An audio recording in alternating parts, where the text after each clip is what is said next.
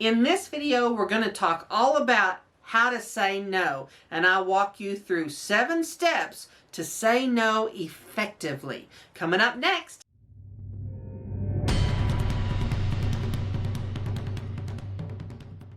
Hi everybody, my name is Dee Burks and this is Retirement Rescue, where we talk about how to make money, save money, and live well in retirement.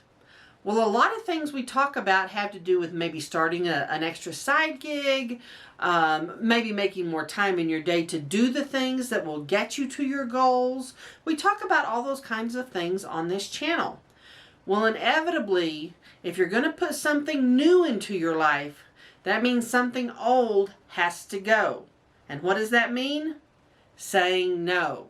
It means saying no to someone or something that you're currently doing so you can make more room in your life to accomplish your own goals. Now, I'll be the first to say, saying no is not easy, especially if it's something you love, you really like doing things, but you just have to prioritize your life, and that's the truth of it. Now, I have 7 steps to take you through saying no to something, and we're going to talk about a few examples too.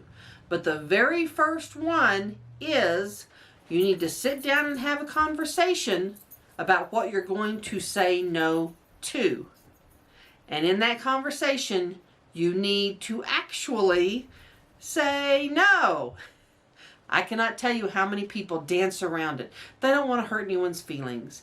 They don't want to say what they really mean, which is they don't want to do it anymore. They don't want to feel like the bad guy. You know, it's hard to say no. And they know the other person is going to try to convince them to continue doing whatever it is they're doing. But there comes a time you have to say no. So before you go into that conversation, you need to convince yourself that this is what you need to do. And then you need to go into that conversation and just say, I'm sorry, I've evaluated several things, and in order to accomplish some things that I want to do, I'm going to have to eliminate or reduce the time spent doing this. I'm sure you'll understand. Always end your phrasing of saying no with, I'm sure you understand. You are expecting them to understand you have needs as a human being. And it's amazing how many people who are convenienced by you doing things, whether it's keeping their kids, helping them out, even going shopping with them because they're lonely, whatever it is that you need to say no to. It's amazing how hard those people will fight to get you to keep doing it, even though you have already said no. So always end your phrase with, I'm sure you'll understand. Because that puts the responsibility on them. And basically, if they argue with that, they are not understanding. So always end it with a positive phrase like that. Now, number 2, it is really important to be very clear and assertive when you say no, but also be kind. I'm not talking about being aggressive or being angry in any way. I'm just explaining that you can say no and hold your ground and still be kind. There will probably be a short conversation as they try to convince you not to say no, but you can be kind while still being assertive. Number 3, once you say no, people have a variety of tactics you need to understand to try and get you to say yes again. They will say things like, well, maybe just this one time next week. Or maybe you'll just keep doing it for another 2 weeks till we find someone else. You can do that. You can do that. You can help us out. You're a good person. You can help us out. Okay, you need to understand those tactics are not about you. They can and will find someone else to do whatever it is you're doing. And oftentimes they will use some sort of moral obligation or some sort of you owe us. You owe us. How dare you just quit? You owe us, which you don't. So you need to understand what those tactics are about. And those tactics are about them. They are not about you. They are not about them respecting your boundaries. And you need to understand that. Because it's easy sometimes, especially if you're in an organization or with family members, to assume that everything they do or say is out of love for you. And it's not. A lot of it's out of love for them. And when you're telling them that you can't help them with something, they're immediately inconvenienced. It doesn't have anything to do with those things won't get done. It has to do with it's just way more convenient for you to do it rather than them do it and them deal with it. So don't buy into that. Don't buy into that moral obligation. And if someone uses that tactic on you, you need to immediately say, well, I thought you would respect my boundaries. Why, after all this time and after all this service I've given to you, would you not respect my boundaries? Because then they start to realize, hey, they are out of line. And if they don't respect your boundaries, you just need to cut off the conversation and move on. And number 4 is about those boundaries. Once you set boundaries, you need to hold on to them. Once you have made a decision for your life that's to better your life, let's say you want to go back to school, earn another degree, or earn your first degree, and that's your priority. But then the people you have already said no to are constantly calling you. Well, can you do it just this one time? You can fit it in with school. Well, you're on a school break now. Can't you do it now? They will constantly try to erode those boundaries. And if you allow it to happen, the next thing you know, you're not going to be focused on your goals anymore, and they're actually going to be a detriment to your life. So don't allow people to erode those boundaries. Set the boundaries and stick to them. Number 5, no is not necessarily forever. Yes, set boundaries and hold them while you accomplish your goals, but that doesn't mean never. Sometimes people find it hard to set a boundary that's just partial. And they think, oh, it's going to be all or nothing, so I don't want to say anything. I don't want to do anything for me because then they'll get mad at me. Well, they have to understand, and they're never going to understand if you don't start having these difficult conversations. And you just have to approach them in a very forthright, firm manner with good logic and asking them questions. Instead of just saying no and setting those boundaries, ask them, why would they not want you to enjoy things? And if they truly do love you, if they are friends and family, they truly do love you, they will understand. Now, if they're coworkers or something, the expectation that they understand really isn't there because they're just coworkers. It's a different set of circumstances.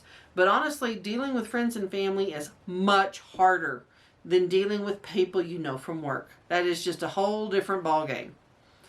And even people who are involved in nonprofits, because a lot of people who are involved in nonprofits, they're involved because they believe in the cause. They absolutely believe in what they're doing, whether it's rescuing animals or helping businesses, whatever the nonprofit is. It can get very involved because you feel such an obligation to help. And it's great to help people. But stepping away from something doesn't mean you step away forever. And it doesn't mean you step away 100% if that's not your choice. But you have to have the conversation. Life is not an all or nothing game. You can be involved and then step back and be uninvolved for a little while, and then later on down the road when you have more time, you can get involved again. So it's not about burning bridges or angering people. It's about being a great communicator. And that's what this is. This is a communicating skill. And it's not a skill a lot of us get a lot of practice with. We all hate to say no. We all hate to say no. And so you have to get in the practice of having the conversation, of setting the boundaries. And every boundary that you set and keep encourages you as a person to continue to set and maintain new boundaries in every area of your life. And that's very healthy. I have known so many people, because they didn't want to do one thing, that they stepped out of the organization or whatever they were involved in and then never spoke to those people again. That's not what this is about. It's not what any of that is about. You have got to practice those conversations, and you have got to get in the habit of, when you have a difficult conversation, you should then communicate more with those people, not less. You don't want things to cause a big rift. That's why people have such a hard time saying no. They don't want to cause a problem. And here again, if you're talking about friends and family, you have got to learn how to smooth over those little irritations, how to smooth over difficult conversations, you can maintain and keep your boundary and still have a great relationship with people. Now, number 6 is be firm about your needs. A lot of people feel like, and people will try and convince you that you're being selfish because you want to take care of yourself. That is not being selfish. You cannot help anyone else if you are physically and emotionally drained all the time. There are things that you're going to want to eliminate, and there are people involved in those, and you're going to have those conversations. And it's easy for those people to make you feel like you're being selfish. You're not being selfish. You are absolutely not being selfish to take care of yourself. That is how you will continue to have a long and happy life. Those people are not going to pay for your retirement. Those people are not going to get you a degree. Those people are not going to improve your skill set so you can reach your entrepreneurial goals. Even your family, I promise you, will say, well, you talked about starting a business 10 years ago. Why didn't you ever do that? When they're the ones sucking your time down for 10 years. So you've got to be able to hold your boundaries and realize that's not selfishness on your part.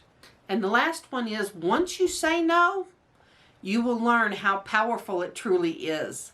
Learning to say no, learning to have that conversation gives you so many skills. You really want to meet your own goals and do so in a way that doesn't exhaust you. Saying no isn't about doing nothing and going nowhere and just being in your house, although I love that. But it's also about being able to understand what recharges your batteries, what things give you energy, and how you're going to meet your goals, because that's what's really important. So learn how to say no and then use it. Go out there and live your best life. Now, if you've enjoyed this video, please hit subscribe and click the little bell, and you'll be notified for new videos. Thanks so much.